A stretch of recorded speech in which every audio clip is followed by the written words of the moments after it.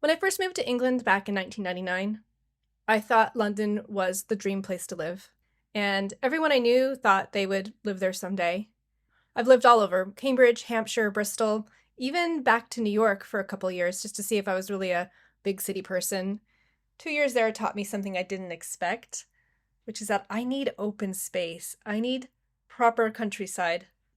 I lived in a market town in my 30s and I found it boring. Now I'm in my 50s, I think they're perfect. And it makes me wonder, does the urge to live somewhere depend on the life stage that we're in, or is it something that we're already born with? And yet, when I came back to England in my 40s, I did it. I moved to London, and it was for my career. And I thought, well, let's just make the most of it. I can have that feeling of being in the middle of it all. However, big cities are hungry. They feed your ambition, but not your soul, or not my soul. I always enjoy it when the comments turn into story sharing. So tell me, are you more of a city person, a village person, or like me, a market town con? Also, tell me if your preferences have changed over time. London is super fascinating, but it's also really noisy, crowded, and expensive. Simple things feel like a logistical puzzle. I think the exception would be is if you were riding your bike, but I'm not brave enough for that. Just constantly juggling time, energy, and money. How do you want to spend today? Look, I love Britain. Most of my videos are about the things that make it a really special place, but that doesn't mean I'm going to ignore what's hard about living here. And since I get this comment sometimes, no, none of this has anything to do with immigration. If you care about British culture, then do your part to keep the good bits alive. But don't blame others for things that have changed. What's changed for me is getting out of London more. Okay, that's good enough. Over the past 6 months, I've been cat sitting pretty much full time.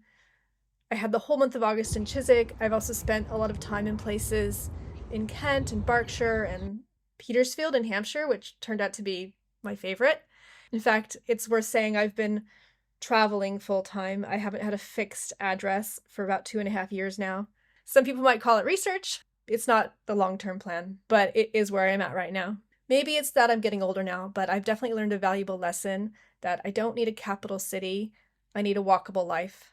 For me, that means being able to get to everything I need, groceries, a train station, all within about 20 minutes on foot. I think villages are beautiful, but without a car, you're really stuck. And I can't imagine owning a car right now, both financially and mentally. That rules out villages. But I do have this very British alternative, and that's the market town. So let's take Petersfield as an example. It's smallish, but it has everything you need. There's even a hospital. And I love that everything centers around the market square.